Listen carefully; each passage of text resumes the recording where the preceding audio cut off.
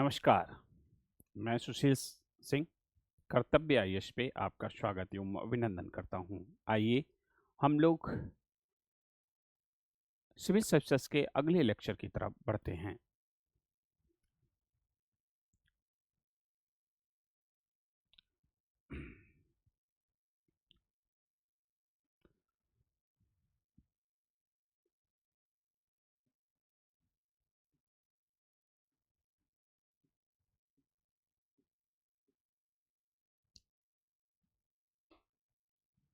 हड़प्पा सभ्यता, इसका हम लोगों ने आदि ऐतिहासिक सभ्यता, कांस्य युगीन सभ्यता, प्रथम नगरीय सभ्यता का चर्चा कर लिया है।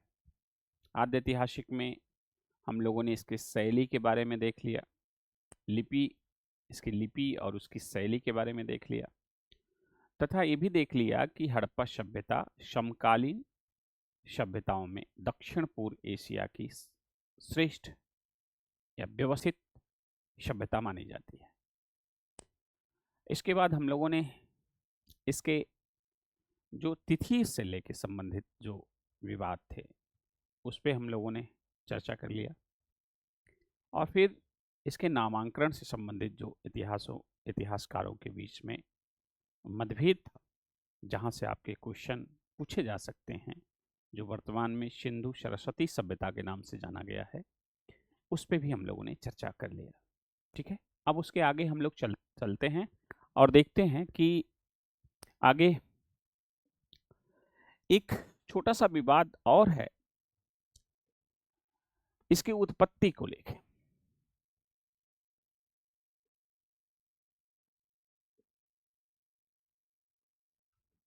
ठीक है,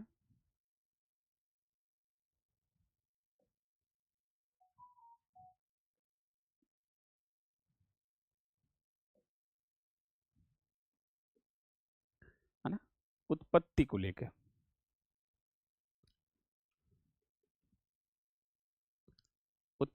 लेकर जो विवाद है,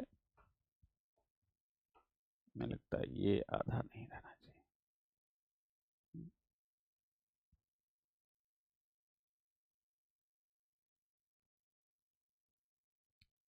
उत्पत्ति, है ना, हाँ, उत्पत्ति जो भी,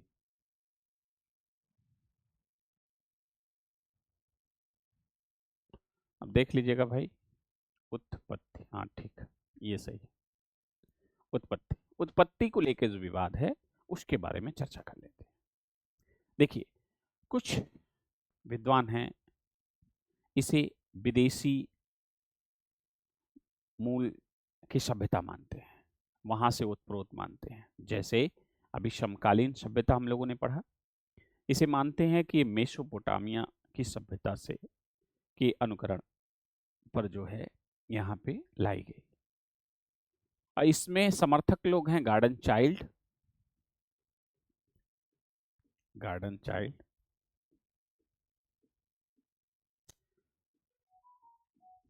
मार्टिन व्हीलर आदि विद्वान जो है ये मानते हैं। दरअसल इनका जो अप्रोच है यहाँ पे, इतिहास के अप्रोच को आपको ध्यान रखना होगा, क्योंकि इतिहास जो है एक, जब अंग्रेज आए तो उपनिवेशवादी विचारधारा से भी लिखा गया, उसी का ये पोषक है। ठीक है, उसी धारा का आप देखते हैं, उपनिवेशवादी धारा, मार्क्सवादी धारा, राष्ट्रवादी धारा, सबाल्टर्न हिस्ट्री। ठीक है, ये जो है इतिहासकार की अपनी धारा है और उसके तहत वो इतिहास का लेखन किया है। तो अमूमन ये क्या है, ऐसे ही अंग्रेज का वर्ग है जो ये सिद्ध करने की कोशिश कर रहा है कि जो दक्षिण पूर्व एशिया की सबसे विकसित और यूनिक जो सभ्यता आई है, हड़प्पा सभ्यता, ये कोई यूनिक, ये भारत की देन नहीं है, यहाँ की देन नहीं है। वस्तुतः ये जो इराक में मेसोपोटामिया सभ्यता है उसी के अनुकरण के तौर पे इसे उल्लेखित करने की कोशिश की गई। बट जो स्वदेशी विद्वान थे, ठीक है, ये तो विदेशी लोगों ने कहा कि नहीं, ये विदेशी उपज है। ठीक है, विदेशी उपज, ठीक है। लेकिन स्वदेशी विद्वानों ने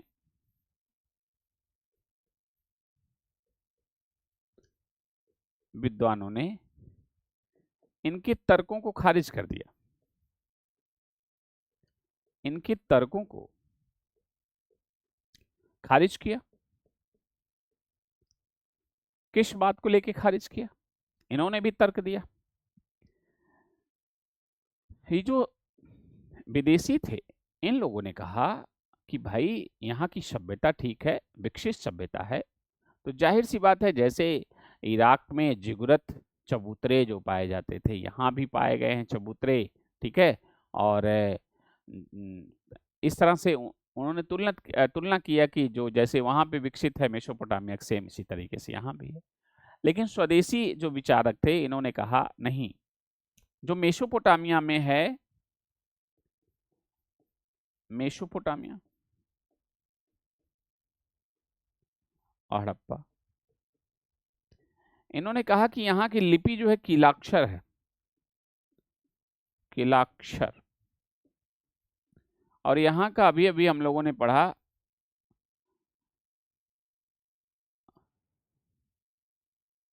कैसी लिपि है? भाव चित्रात्मक, भाव चित्रात्मक, चित्रात्मक। तो मतलब कोई साम्यता नहीं। इन्होंने कहा कि वहां कच्ची सड़कें थी, कच्ची सड़कें, यहाँ पक्की सड़कों की संरचना है ना। कच्ची सड़कें नहीं, कच्ची ईंटें, ईंटों का प्रयोग है, यहाँ पक्की ईंटों का प्रयोग है। सड़कें तो यहाँ भी, यहाँ कच्ची थी, ठीक है, पक्की ईंटों का प्रयोग है। और यहाँ पे मंदिर मिले हैं, मंदिर, यहाँ मंदिर के साक्ष्य नहीं है, मंदिर के साक्ष्य नहीं पाए गए, नहीं पाए गए, ठीक है।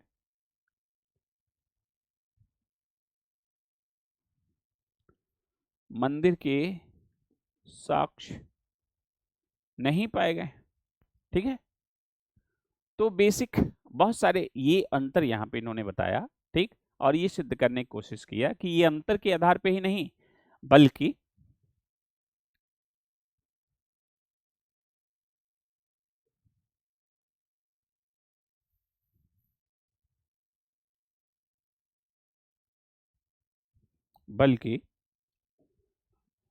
ये राजस्थान में एक सोथी संस्कृति है, सोथी संस्कृति,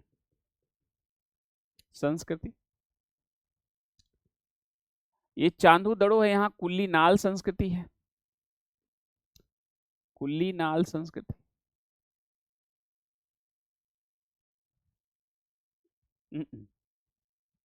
कुल्ली नाल, यहाँ झूकर झाकर संस्कृति है, झूकर झाकर, ये पाश्चात्य हड़प्पा की संस्कृति है, ठीक है। कहाँ? चान्होदड़ो, चान्होदड़ो। कुल्ली नाल यहाँ पे है बलूचिस्तान में, कुल्ली नाल संस्कृति,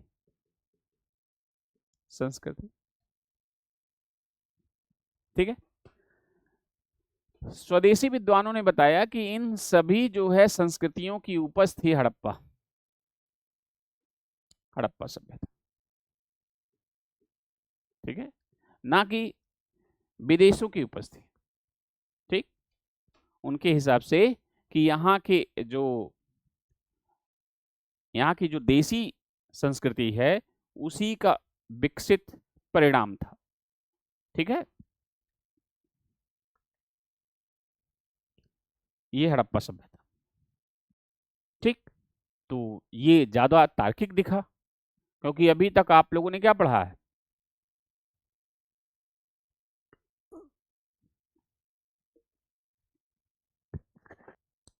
अभी तक आप लोगों ने पढ़ा है ताम्रपाषाण, नवपाषाण काल, जिसमें एक नवपाषाण काल में आपने मेहरगढ़ पढ़ा था, जो पूर्व हड़प्पा का भी स्थल माना जाता है। तो ये बताता है कि जो अपने यहाँ की ग्रामीण संस्कृतियां हैं उसी का विकसित फॉर्म जो है हड़प्पा सभ्यता के उन्नयन में महत्वपूर्ण भूमिका निकाली। जैसे शोथी संस्कृति है राजस्थान की, ये कुलीनाल संस्कृति बलूचिस्तान की, इनका बड़ा योगदान है। झुकर झाकर जो है ये पतन वाले हड़प्पा के समकालीन है।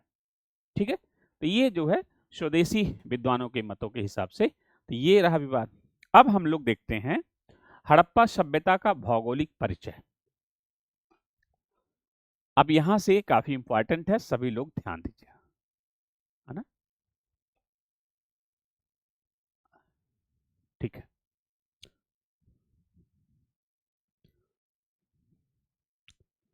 अच्छा भौगोलिक परिचय ले लीजिए। हड़प्पा सभ्यता का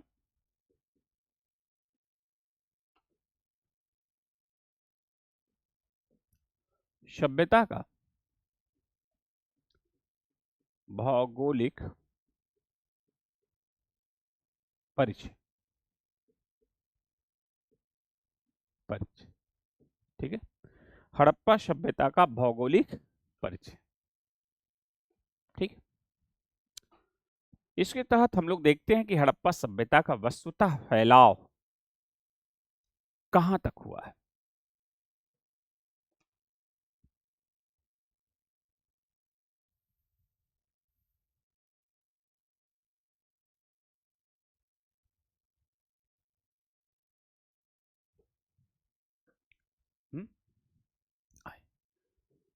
देखिए भाई, हड़प्पा सभ्यता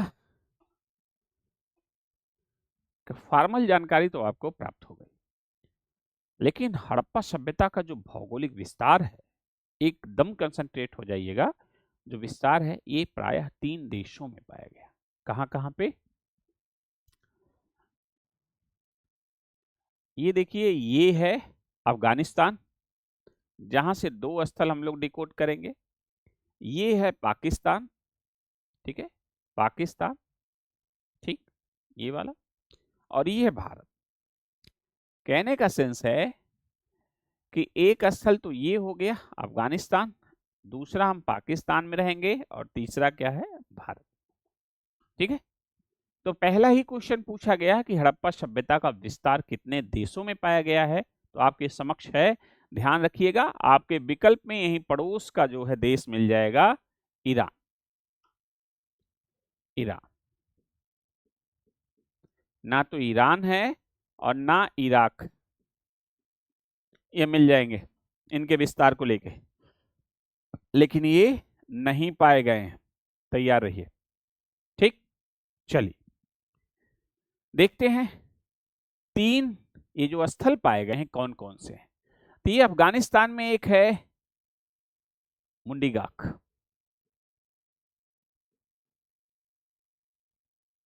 और शोरतुघई। शोरतुघई कौन से स्थल हैं? मुंडीगाक और शोरतुघई कहां पे हैं? ये अफगानिस्तान में हड़प्पा के स्थल है। ठीक है, चलिए बहुत अच्छा, इसको ध्यान रखिएगा। पाकिस्तान में हम लोग आते हैं। पाकिस्तान में 3 जगह बनाते हैं। ये देखिए, पाकिस्तान वाला पंजाब ले लेते हैं, ये भारत का पंजाब है, ठीक।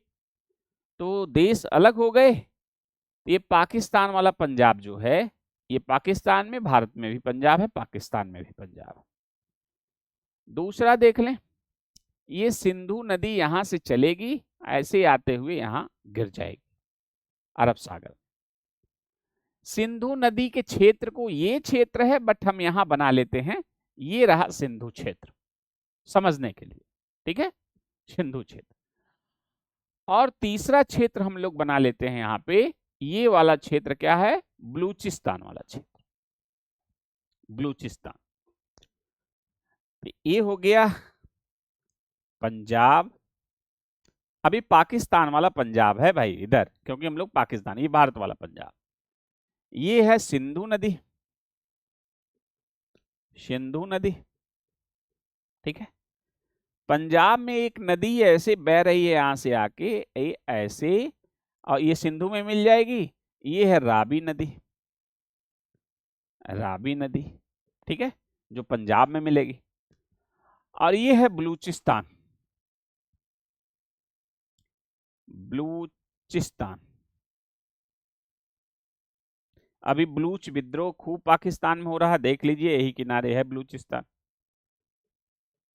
बलूचिस्तान, ठीक है, बलूचिस्तान। सिंधु क्षेत्र हो गया और पंजाब हो गया, और ये इन 3 जगहों पे हम लोगों को देखना है। क्या देखना है? रावी नदी के बाएं तट पे जो है यहां पे आपको मिलेगा हड़प्पा। हड़प्पा बहुत इंपॉर्टेंट, 1921 में दयाराम साहनी द्वारा खोजा गया पहला स्थल, ठीक है, हड़प्पा। कहां पे है? रावी नदी के बाएं तट पे, दिख रहा होगा पिक में, ध्यान रखिएगा, पूछा जाता है सब, ठीक। इसी के नाम पे इस सभ्यता का नाम हड़प्पा सभ्यता पड़ा था। अब जो सिंधु सभ्यता है, हम लोग वो कोर जो है का स्थल हैं, अमूमन 1400 से ज्यादा स्थल खोजे जा चुके हैं, इस समय लगभग 2000 की संख्या हो चुकी है, बट हम लोग कोर स्थलों के आधार पे हड़प्पा जैसी नगरीय सभ्यता की विशेषताओं का वर्णन करने का कोशिश करें, ठीक है जी। तो अब ये देखिए, सिंधु के जो दाएं साइड में है वो सभ्यता है दाएं साइड में मोहनजोदड़ो, मोहनजोदड़ो, ठीक है, मोहनजोदड़ो। और ये बाएं साइड में जो है यहां पे दड़ो वाली ही फैमिली है, ध्यान रखिएगा, चान्हू दड़ो, चान्हू दड़ो, जहां पे झूकर झाकर संस्कृति वाला मामला यहां पे दिखाई, चान्हू दड़ो, ठीक है। बलूचिस्तान में आप देखेंगे तो यहां पे है सुतका गेंडोर, सुतका गेंडोर, सुतका गेंडोर, ठीक है, कहां पे है? बलूचिस्तान में। ये सबसे पश्चिमी स्थल है, पश्चिमी स्थल है तो थोड़ा इंपॉर्टेंट हो जाएगा, ये दास्क नदी के तट पे, दास्क नदी, ठीक है। बलूचिस्तान में हम लोग ये देख लेते हैं कि ये जो बलूचिस्तान है यहां पे कुछ स्थल हम लोग देख लेते हैं, सुतका गेंडोर, शुतका को,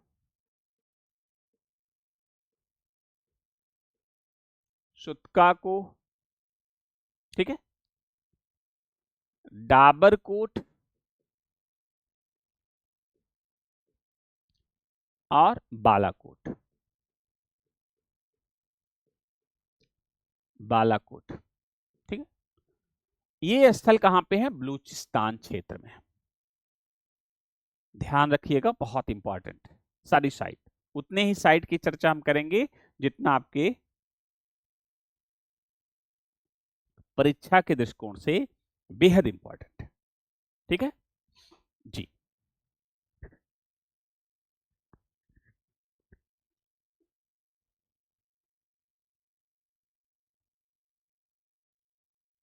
तो ये पाकिस्तान वाले क्षेत्र का, ये लब्बो लुबाब पाकिस्तान वाले क्षेत्र का जो है ये दायरा, ये आपके समक्ष है ना, ये पाकिस्तान वाला क्षेत्र का ये दायरा हो गया, ठीक, पाकिस्तान वाले प्रांत का जो हम लोगों ने चर्चा किया, ठीक। चलिए अब आ जाते हैं भारत में।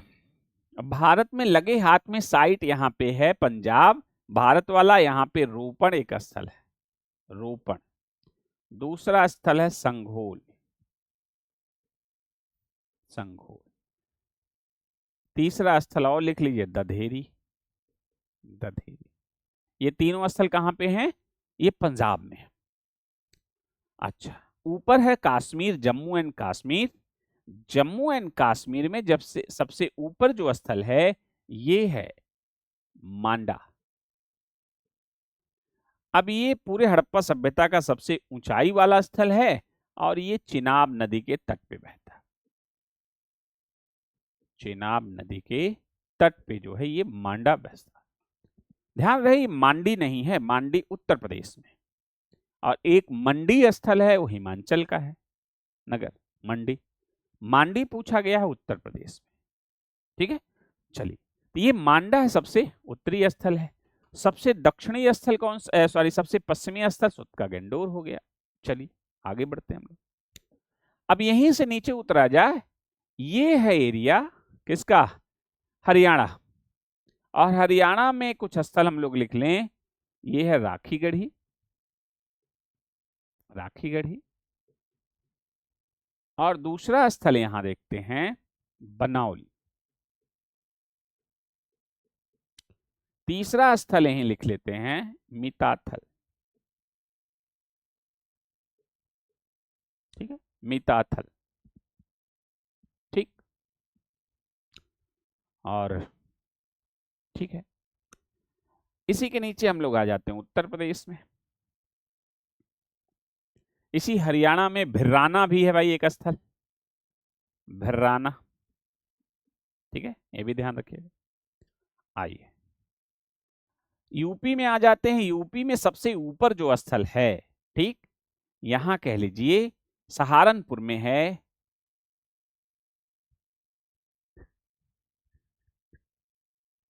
ठीक है, एक सनौली है बागपत में, सनौली। ठीक है, और एक आलमगीरपुर है, आलमगीरपुर, आलमगीरपुर। एक अभी पूछा गया है मांडी है, मांडी ना कि मांडा। एक सहारनपुर में स्थल है, कुछ हुसंगी कुछ, जी, सहारनपुर का स्थल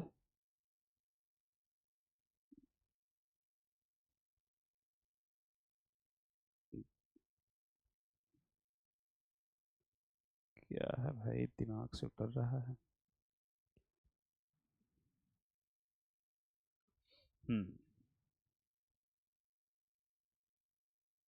हुलास, जी, हाँ, हुलास। ठीक, तो एक सहारनपुर में स्थल कौन सा है, हुलास, हुलास। ठीक है, अब ये उत्तर प्रदेश के ये आलमगीर, अच्छा आलमगीरपुर क्या है, ये सबसे पूर्वी क्षेत्र है, हिंडन नदी के तट पर है। हिंडन नदी किसकी सहायक है, यमुना की, यमुना।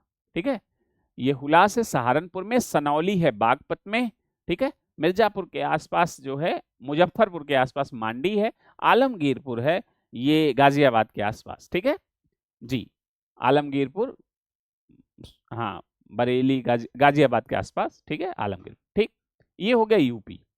जिला नहीं पूछेगा, ध्यान रखिएगा। क्या पूछेगा, अभी हम आपसे चर्चा करते हैं, पहले आप देखते जाइए। लोकेशन अगर क्लियर हो गया, आपको कोई पराजित करने वाला नहीं है। ये देखिए, अभी हम लोग पंजाब में थे, ये मान लीजिए राजस्थान है, राजस्थान है भी वहां। राजस्थान में एकमात्र साइट हम लोग पढ़ना है कालीबंगा, कालीबंगा। ठीक है, कालीबंगा। ठीक, अब ये गुजरात है, ये ध्यान रखिएगा, गुजरात बिल्कुल आपके समक्ष गुजरात है। गुजरात जो है दो भागों में बटा हुआ है, ये ध्यान रखिए। ए है खंभात की खाड़ी, खंभात की खाड़ी, खाड़ी, और ये है कच्छ की खाड़ी,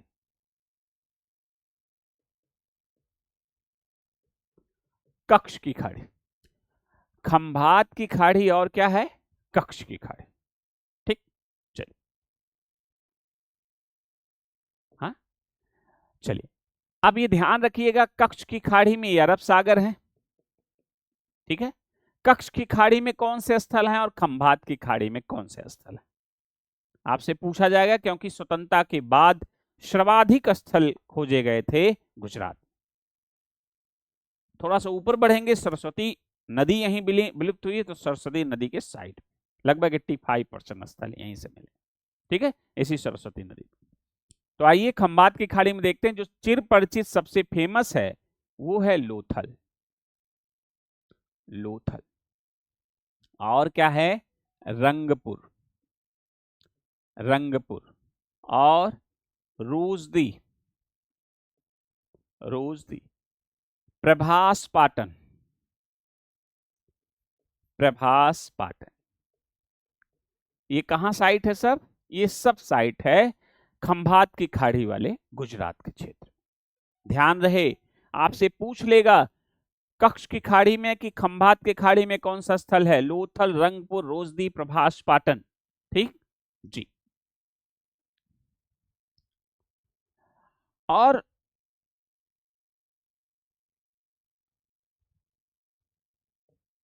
यहां देखते हैं जो कच्छ की खाड़ी में है, यहां स्थल है धौलावीरा। धौलावीरा। और कौन सा है? देसलपुर। देसलपुर। और बहुत इंपॉर्टेंट है सुरकोटदा। कोटदा। सुरकोटदा। ये कहां पे है? कच्छ की खाड़ी में। खंभात की खाड़ी में क्या है? लोथल, रंगपुर, रोजदी और प्रभास पाटन। ठीक है, ये आपका क्लियर होना चाहिए। ठीक है, अब यहां से प्रश्नों की झड़ी लग जाएगी। आइए गुजरात के नीचे महाराष्ट्र में चलते हैं, यहां देख लेते हैं। यहां एकमात्र स्थल आपको पढ़ना है दैमाबाद। दैमाबाद। दैमाबाद। यहां से क्या पाया गया है? ये प्रवरा नदी के तट पे, प्रवरा नदी के तट पर पाया गया। पाया गया है, प्रवरा नदी के तट पर पाया गया है। किसकी सहायक है ये? ये गोदावरी की सहायक है। गोदावरी की सहायक।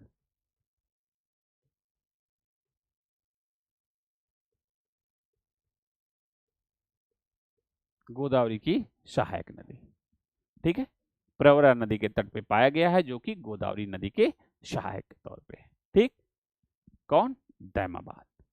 यही दक्षिणी स्थल भी माना जाता है, इसका दक्षिणी विस्तार भी माना जाता है।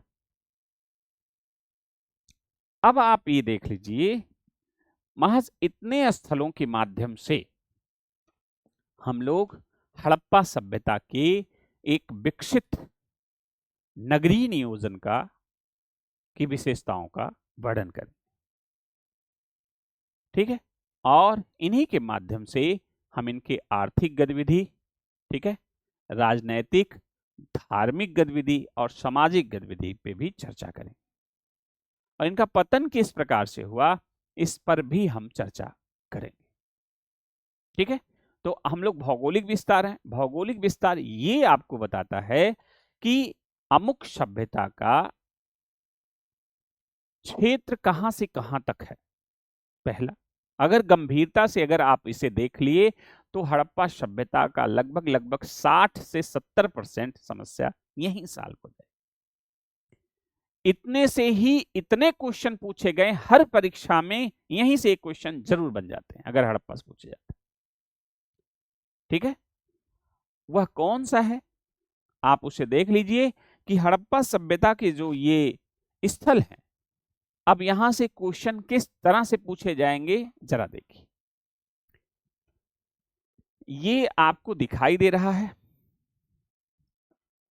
हड़प्पा सभ्यता का ऊपरी वाला स्थल क्या है? मांडा है, मांडा। दक्षिणी स्थल क्या है? दैमाबाद, दैमाबाद। पूर्वी स्थल क्या है? सुतका गंडोर है,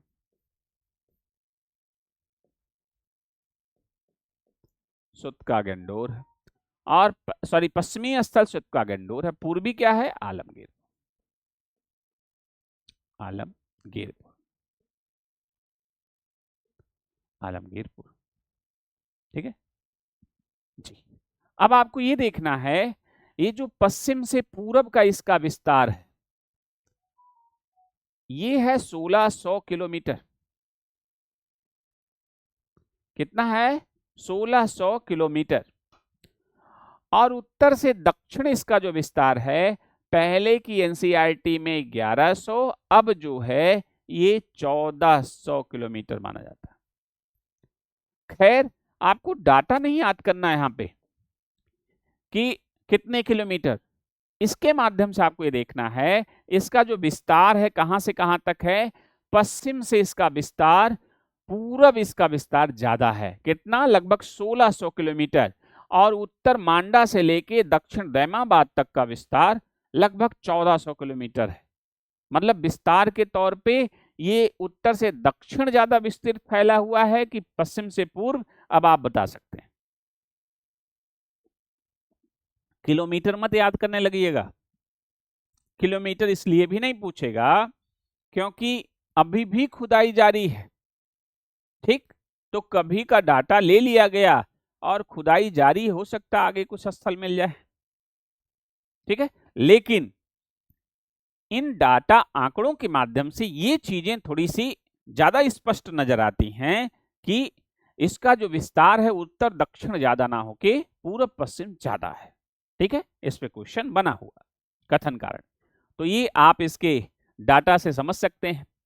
दूसरा यहां से जो क्वेश्चन पूछता है वो ये है, मांडा किस नदी पे है? चिनाब नदी। आलमगीरपुर, हिंडन नदी। दैमाबाद,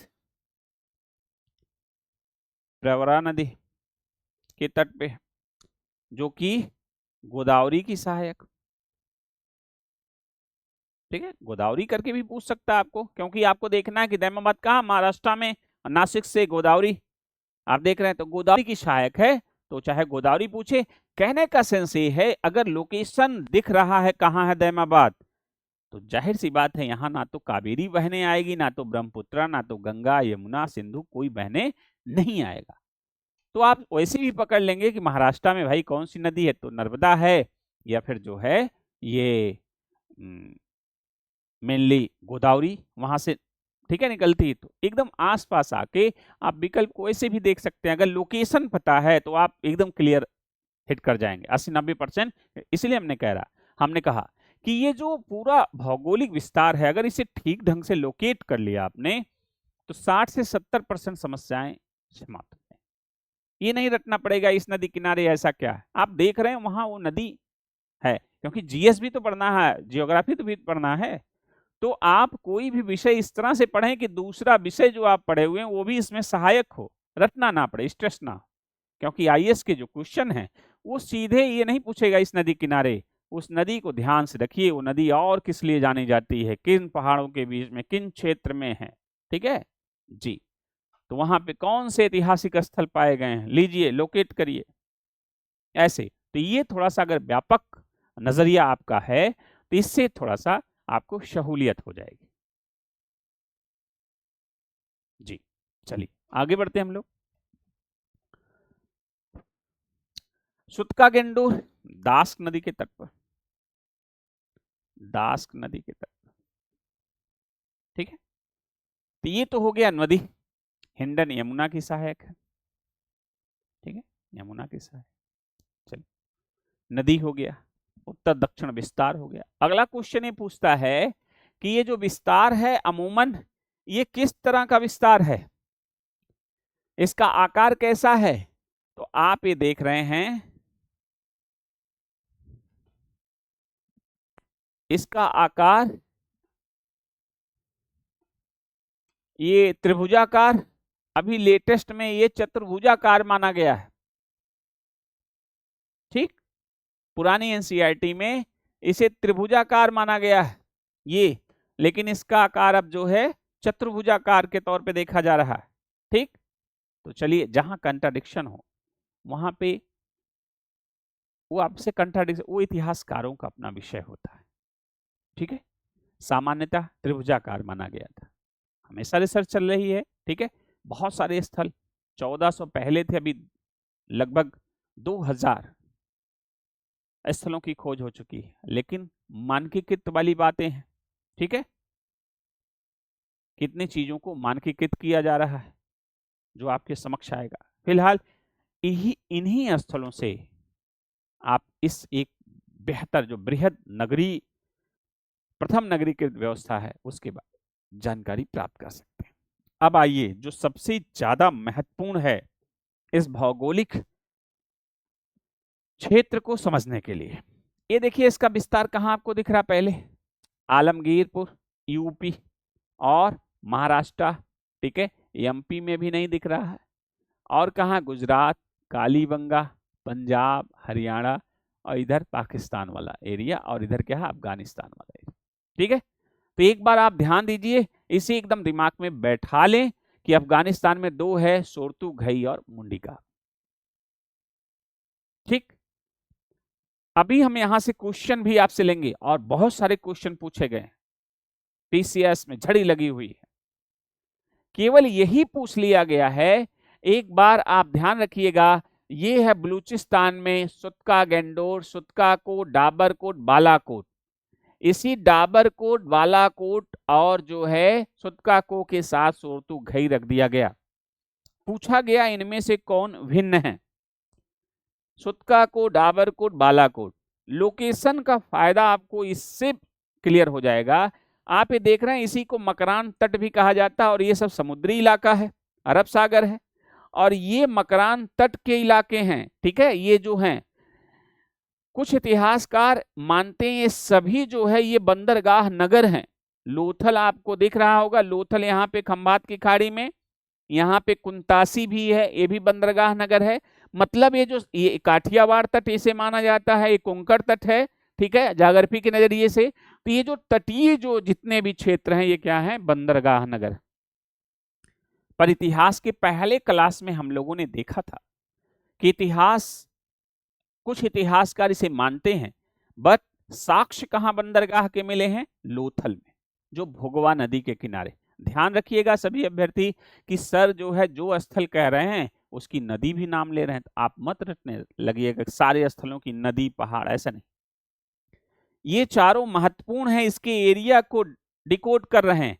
तो जो सबसे, जैसे अभी मांडा है, ये इंपॉर्टेंट हो जाएगा, दैमाबाद इंपॉर्टेंट हो जाएगा, इसकी नदी, इसके खोजकर्ता, आप इस पे ध्यान है। लेकिन सभी को उसी तरीके से नहीं, क्योंकि सभी स्थल किन्हीं दूसरे पॉइंट ऑफ व्यू से इंपॉर्टेंट हो सकते हैं।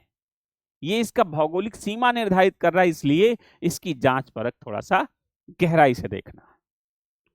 अब अंदर हमने लोथल का भी कह दिया, ये भोगवा नदी के तट पे है, भोगवा, तो इसलिए क्योंकि यहाँ बंदरगाह नगर है, डॉकयार्ड है, ठीक है, जिससे बाह्य व्यापार होता था मेसोपोटामिया आदि देशों में। और एक नगरीय सभ्यता है, नगरीय सभ्यता का जो आर्थिक इंजन होता है वाणिज्य व्यापार होता है, और उसका ये जो है प्रतिनिधि स्थल के तौर पे है, इसलिए बहुत इंपॉर्टेंट है। उद्योग नगर के रूप में जाना जाता है, इसे लघु हड़प्पा, लघु मोहनजोदड़ो कहा जाता है।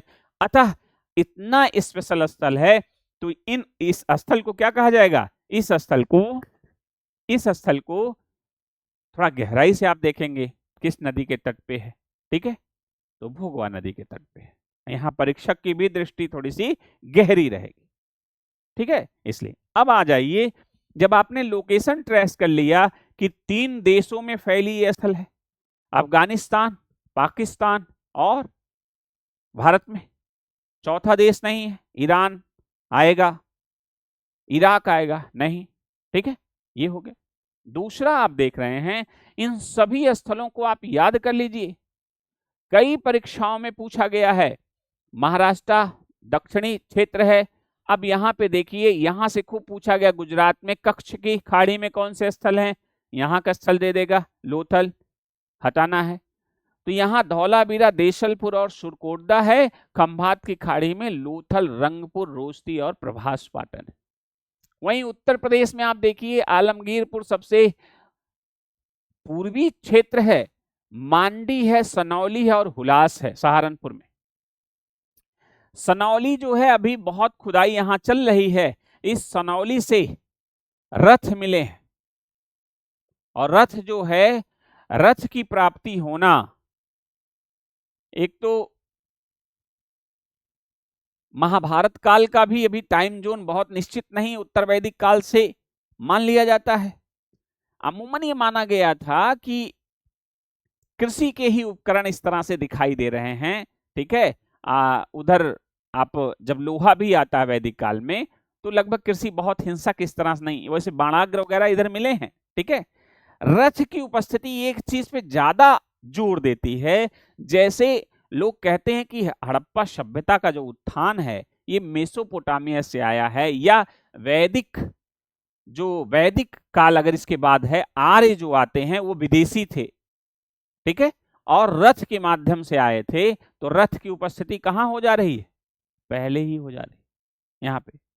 तो अभी क्या है, अभी यहाँ बहुत बड़ी बहुत ज्यादा कब्रें भी मिल रही हैं, सनौली से बहुत कुछ उत्तर प्रदेश के बागपत में है, साइट की खुदाई चल रही है, ये आपके लिए हॉट स्पॉट है, यहां से परीक्षक की दृष्टि आप पे पड़ेगी, ठीक है। तो उत्तर प्रदेश में आप देख सकते हैं कि ये जो हुलास है, सनौली है, मांडी अभी पूछा गया था जूनियर हाई स्कूल में, ये भी ध्यान रखिएगा, ये मांडा है, ये मांडी है, मांडी यूपी में है, आलमगीर, ठीक है। अब आपको हम बता दें, यहां ये ध्यान से देखने या पढ़ने की जो विषय वस्तु है, ये केवल इतना ही कई बार पूछा गया है, हुलास, सनौली, आलमगीरपुर, मांडी, ठीक है। मांडी किस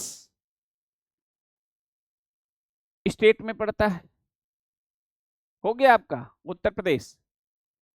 और कठिन कैसे पूछा, अभी हम आपसे क्वेश्चन करके देख लेंगे, चलिए आप ये याद कर लिए।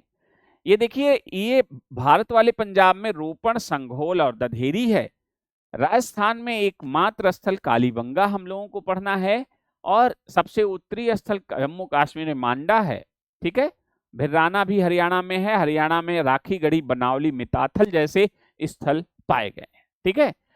पाकिस्तान में देख लीजिए, तो यहाँ सिंधु नदी के दाएं तट पे मोहनजोदड़ो दिख रहा है, बाएं तट पे चांदोदड़ो दिख रहा है, ठीक है। यही आमरी कोटदीजी भी कल्चर यहीं पे आई थी, ठीक है। बलूचिस्तान में सुतका, गेंडोर, सुतका को, डाबरकोट और बालाकोट, ठीक है। ये चीज, ये देखिए गुजरात वाला छूट गया था, कच्छ की खाड़ी में धौलावीरा है, देसलपुर और सुरकोटदा, खंभात की खाड़ी में लोथल, रंगपुर, रोजदी, प्रभास पाटन, ठीक है। ये अफगानिस्तान वाले में मुंडी गाक और शोरतुघई है, ध्यान रखिएगा। अब आ जाइए इसके क्वेश्चन पे।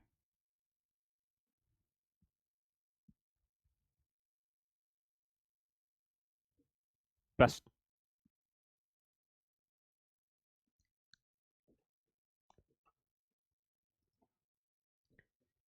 इनमें से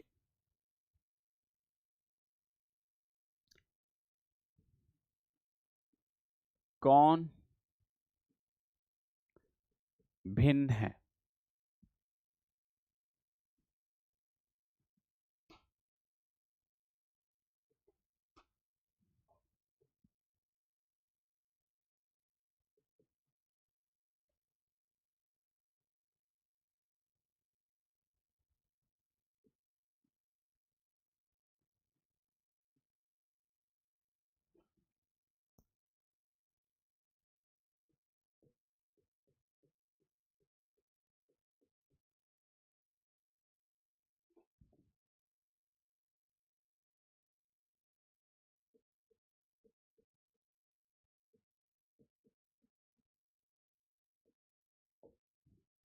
डी कालीबंगा।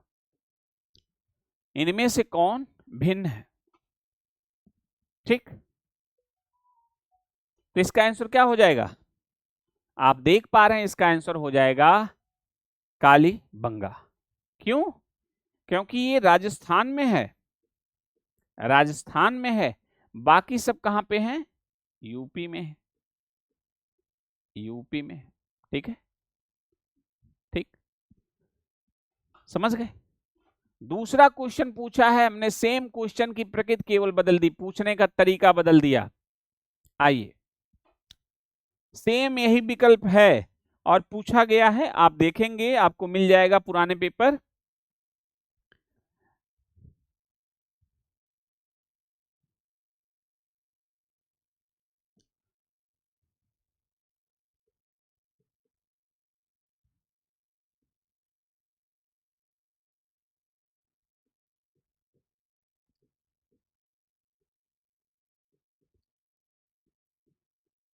कौन उत्तर प्रदेश से संबंधित नहीं है, या कौन उत्तर प्रदेश के स्थल नहीं है, भौगोलिक विस्तार से संबंधित अगर आपने देख लिया तो पूरा चैप्टर पे 60% जो है आपकी पकड़ हो गई। खूब पूछे गए हैं और आईएएस में तो खूब अच्छे से पूछता है।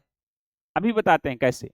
देखिए सेम वही विकल्प है, यहाँ तथ्य नहीं रटना है, आपको डायमेंशन पता होना चाहिए कि मतलब उसे देखने का कि यूपी में कितनी साइट है, कितना गुजरात में है, क्योंकि यहाँ से बहुतेरों क्वेश्चन पूछे जाते हैं और ये रट के नहीं याद कर पाएंगे जब तक ये समझ नहीं विकसित होगी। सेम हमने क्वेश्चन, सेम विकल्प है, क्वेश्चन की केवल पूछने का तरीका बदला हुआ है। आप अगर आपको पता है तो आप एकदम अच्छे से इसका आंसर कर जाएंगे कि भाई यूपी में हमने पढ़ा है, यूपी में 4 स्थल हैं, हुलास, हुलास, शनौली, शनौली, मांडी और आलमगीरपुर।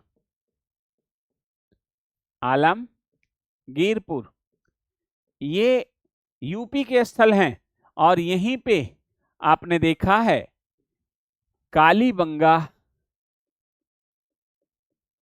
कालीबंगा जो है ये राजस्थान का स्थल है। ठीक है, तो अंतर क्या हो जाएगा, कालीबंगा। तीसरे प्रकृति का क्वेश्चन पूछा गया है,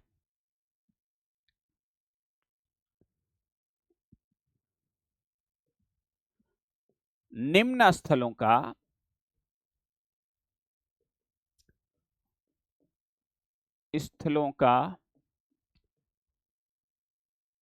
उत्तर से दक्षिण, दक्षिण क्रम बताएं, क्रम बताएं। विकल्प है रोपण,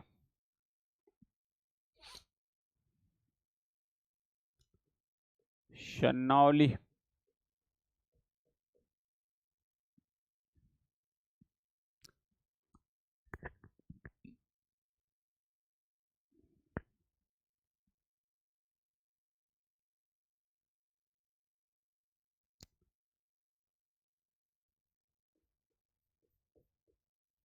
कालीबंगा, दैमाबाद, दैमाबाद। हम आपको सरल कर दे रहे हैं, ठीक है।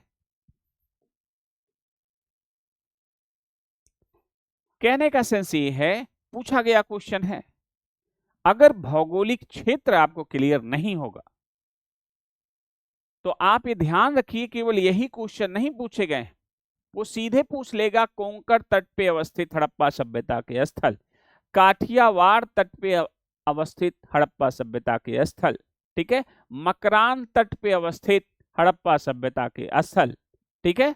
ये चीजें अमुक नदी के पास, नदी तो सबको पता है, गंगा, जमुना, सिंधु, ये सब आप लोकेशन जानेंगे। जैसे खूब पूछा है सिंधु के दाएं कौन सा स्थल है, बाएं, हड़प्पा है रावी के बाएं है कि दाएं, ये तब आपको बढ़िया से क्लियर होगा जब आप लोकेशन को ठीक ढंग से ट्रेस किए रहे। इस पे बहुत तेरो क्वेश्चन आया, एक क्वेश्चन बहुत गजब का आया है, ये तीनों से के साथ सोरतु घई दिया हुआ है, और ध्यान रखिएगा ये जो सोरतु घई है ये तो समुद्री क्षेत्र है, यहाँ नहरी बंदरगाह के साक्ष्य मिले हैं कुछ विद्वानों, यहाँ नहर के भी साक्ष्य कुछ विद्वानों के अनुसार। अमूमन हड़प्पा सभ्यता में नहर की पुष्टि नहीं हुई है, लेकिन कुछ विद्वान मानते हैं कि यहाँ नहर था और नहर वाली बंदरगाह के तौर पे उसे देखा जाए। तो जब आप लोकेशन देखेंगे कि भाई अफगानिस्तान में कौन सा समुद्र है, समुद्र तो यहाँ पे है, तो यहाँ के जितने भी स्थल हैं,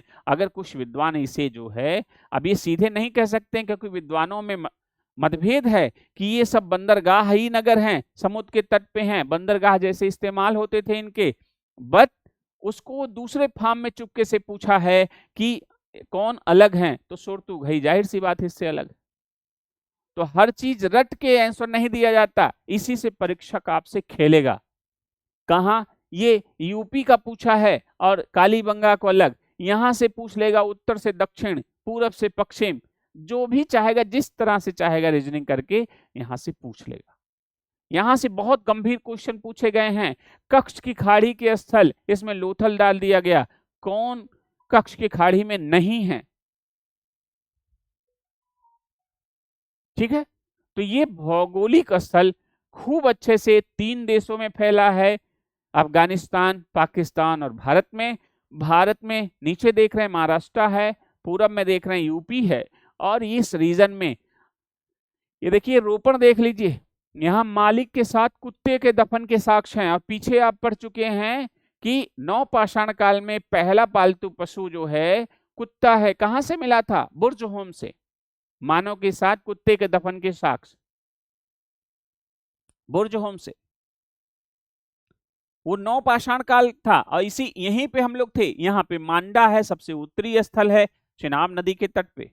ठीक है, तो कहने का सेंस ये है कि यहां से बहुतेरों क्वेश्चन पूछे गए हैं। ठीक है, तो निम्न स्थलों का उत्तर से दक्षिण क्रम क्या होगा? तो आप मैप अगर ठीक ढंग से कंठस्थ किए हुए हैं तो फिर ये आपके लिए उपयोगी होगा।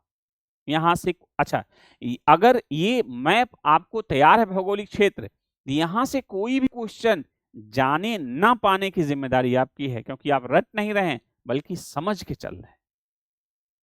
ठीक, तो आज हम लोग भौगोलिक क्षेत्र के बारे में देख लिए हैं। ठीक है, और भौगोलिक क्षेत्र आपको कंठस्थ हो जाएगा तो फिर इसकी जो विशेषताएं हैं, जैसे कि नगरीय नियोजन, उसे एक फेज में देख लिया जाएगा। और इसकी और एक बड़ी विशेषता है धार्मिक इसकी व्यवस्था, जो हड़प्पा सभ्यता की जान मानी जाती है। नगरीय नियोजन भी माना जाता है, धार्मिक व्यवस्था, क्योंकि धार्मिक व्यवस्था हम लोग इतिहास के अध्ययन के तरीकों के बारे में पढ़ा गया कि इतिहास में वह तत्व ज्यादा महत्वपूर्ण है जिसकी निरंतरता अभी तक जारी हो। तो हम लोग हड़प्पा की धार्मिक व्यवस्था में, जैसे स्नानागार की व्यवस्था, स्नान करके पूजा करने की पद्धति, ठीक है, और इस तरह की वहां पे पीपल के वृक्ष के, ठीक है, पवित्र माना जा रहा है। ठीक है, और पवित्र पशु उनके जो है कुबड़ वाले बैल हैं, सांड हैं। तो आप ऐसे बहुत सारे प्रतीकों का, स्वास्तिक का चिन्ह मिला है, अभी भी इस्तेमाल होता है। यज्ञ वेदिकाएं मिली, अभी भी यज्ञ होता है, अग्नि वेदिकाएं। ठीक है, शिवलिंग मिला है, अभी भी इस्तेमाल होता है। तो कहने का सेंस ये है कि अभी जो धार्मिक मान्यताएं हैं, बहुत कुछ हूबहू हम सभी जो वर्तमान समय में जो है उस मान्यताओं को जो है अभी भी वो जारी है, इसलिए उस कालखंड का बहुत बड़ा महत्व हो जाएगा। ठीक है, लेकिन प्राथमिक शर्त क्या है कि इतनी बड़ी, इतनी अच्छी सभ्यता आ रही है, उसके पहले फॉर्मेट तो आप देख लें। जैसे मानो कि 206 हड्डियां हैं, ठीक है, उससे एक ढांचा उसका पता चल गया। अब उस ढांचे के अंदर हमें ये देखना है कि यहाँ हृदय है, यहाँ फेफड़ा है, यहाँ लीवर है, ठीक है, और उसके बारे में अलग अलग जो है उसका हम लोग अध्ययन कर लिया जाएगा। लेकिन बहुत जरूरी है कि 206 से कहीं 306 हो गया और हो गया तो 2-4 हाथ और निकल जाएंगे, मतलब एक प्रॉपर स्ट्रक्चर गड़बड़ हो जाएगा। इसलिए पूरी तरीके से कृषि व्यवस्था को पूरे स्ट्रक्चर फॉर्म में आप पढ़ते चलिए, जिस तरीके से क्लासेस शुरू की गई थी। ठीक है, तो हड़प्पा सभ्यता को स्टेप टू स्टेप पढ़ेंगे, विश्वास करिए कोई भी क्वेश्चन आपको चुनौती नहीं दे पाएगा। ठीक है, तो एक बार हम आपसे पुनः आग्रह करेंगे कि इस भौगोलिक व्यवस्था को ठीक ढंग से देखिए कि 3 देशों में फैली हुई है, और दक्षिण से लेके पूरब से लेके पश्चिम तक जो इसका विस्तार है। और इसे, ठीक है, इसका आकार चतुर्भुजाकार है, लेटेस्ट में आ गया है, पहले त्रिभुजाकार था। हाँ, इसका क्षेत्रफल भी यहीं देख लीजिए, क्योंकि अब ये समापन हो रहा है तो इसका क्षेत्रफल भी पूछा जाता है। इसका जो क्षेत्रफल है ये है 12,99,600 वर्ग किलोमीटर। वैसे 20 लाख वर्ग किलोमीटर तक हो चुका है, बट पहले का जो अभी तक माना गया है, जो मान्य है, वो लगभग 400 ऐड कर दीजिए तो 13 लाख वर्ग किलोमीटर। ठीक है, ये हो गया। पहले इसे त्रिभुजाकार क्षेत्र कहा जाता, अब चतुर्भुजाकार लगभग माना जाता है। ठीक है, तो ये इसका आकार हो गया। यहां से भी क्वेश्चन पूछे गए हैं, तो हम आपसे उम्मीद करेंगे कि आप इस भौगोलिक परिचय को सुव्यवस्थित ढंग से इसे देख लीजिए लोकेशन। इसी लोकेशन से बहुत सारे प्रश्न आपके हल हो जाएंगे। बाकी हड़प्पा सभ्यता की विशेषताएं हम लोग नेक्स्ट अगले लेक्चर में लेंगे। ठीक है, आज के लिए इतना ही। बहुत बहुत धन्यवाद।